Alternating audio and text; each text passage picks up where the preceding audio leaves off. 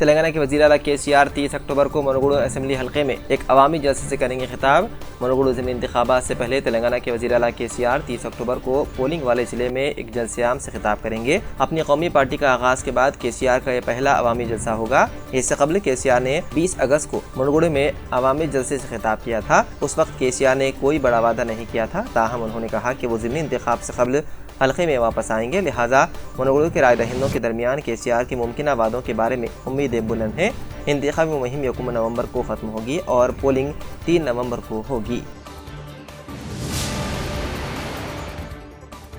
3 रोज़ा वक्फे के बाद भारत जोड़ो यात्रा फिर शुरू। तेलंगाना के नारायणपेट जिले से शुरू हुआ सफर। दिवाली और मल्लिकार्जुन खड़गे के पार्टी सदर के ओहदे की जिम्मेदारी संभालने के पेश नज़र 3 रोज़ा वक्फे के बाद कांग्रेस पार्टी की भारत जोड़ो यात्रा आज फिर से शुरू हो गई। तमाम यात्रियों ने आज तेलंगाना के जिले नारायणपेट में मक्तल नामी मकाम से सफर शुरू किया। यात्रा आज 50वें दिन में दाखिल हो गई।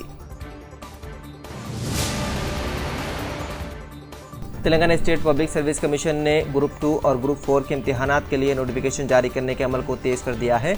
मुबैना तौर पर कहा जा रहा है कि हुकूमत तेलंगाना की तरफ से दोनों ग्रुपों के नोटिफिकेशन मुनुगुडु ज़मीनी इंतखाब के बाद जारी किए जाएंगे, जो कि 3 नवंबर को होने वाले हैं। रियासत भर में खाली जायदादों की तैनाती के लिए हुकूमत के जारी इक़दामात के एक हिस्से के तौर पर ग्रुप 1 के इब्तिदाई इम्तिहानात 2 हफ्ते कबल मुनक़िद किए गए थे और ग्रुप 2 और ग्रुप 4 के लिए नोटिफिकेशन जल्द ही जारी किए जाने की उम्मीद है।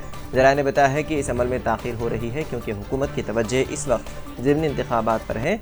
ज़राए से मौसूल होने वाली इत्तलात के मुताबिक पब्लिक सर्विस कमीशन को एलामिया जारी करने की तमाम तैयारियां मुकम्मल कर ली गई है और ग्रुप 3 की तकर्रियों के लिए कमीशन की जानिब से खाली आसामियों की निशानदही का अमल भी जारी है और तफसीलात मौसूल होने के बाद ही तमाम महकमों में खाली आसामियों में से ग्रुप 3 की खिदमात का नोटिफिकेशन जारी किया जाएगा।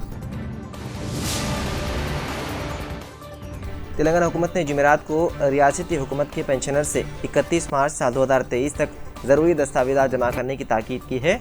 हैदराबाद और सिकंदराबाद के पेंशनर्स को तस्दीक शुदा पासपोर्ट साइज़ की तस्वीर के साथ तस्दीकी सर्टिफिकेट जमा करने की ज़रूरत है। दस्तावेज़ात बज़रिए डाक या ज़ाती तौर पर जमा कराए जा सकते हैं। पेंशनर्स बायोमेट्रिक तरीक़े और आधार कार्ड का इस्तेमाल करते हुए T-ऐप फोलियो मोबाइल एप्लीकेशन या मी सेवा पर भी जमा करा सकते हैं।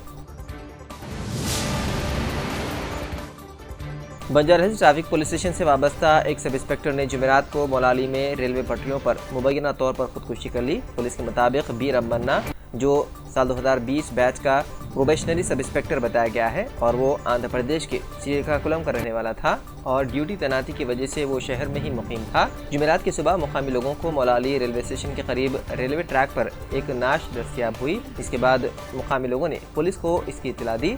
इसके बाद रेलवे पुलिस की एक टीम मौके पर पहुंच गई और इब्तिदाई तहकीकात के बाद नाश को बगैर से पोस्टमार्टम के लिए गांधी अस्पताल के मुर्दाखाना मुंतकिल कर दिया गया। पुलिस ने इस सिलसिले में केस दर्ज करते हुए मुख्तलिफ दावियों से पता लगाने की कोशिश की जा रही है कि यह खुदकुशी थी या कत्ल।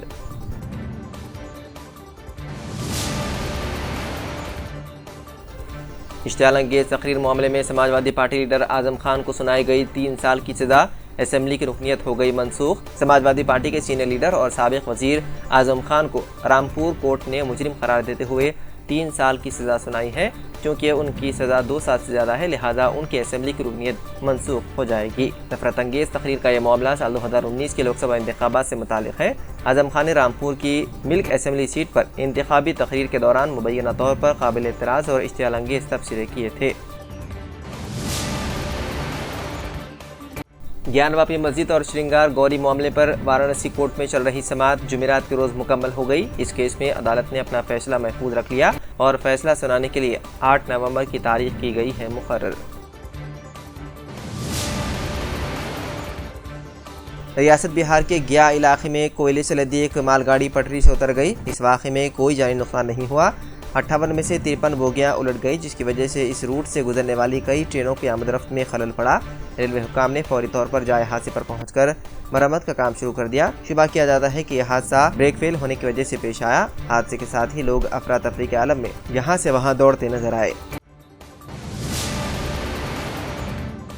पाकिस्तान में इमरान खान का लॉन्ग मार्च जुमे से होगा शुरू। पाकिस्तान तहरीक इंसाफ के सरबराह इमरान खान का कहना है कि वो जुमे के रोज़ लाहौर से इस्लामाबाद की जानिब लॉन्ग मार्च शुरू करेंगे। इमरान खान का कहना था कि उनका लॉन्ग मार्च कोई सियासत नहीं है, बल्कि हम पाकिस्तान के मुस्तकबिल के लिए लड़ रहे हैं, हम पाकिस्तान की आज़ादी की जंग लड़ रहे हैं।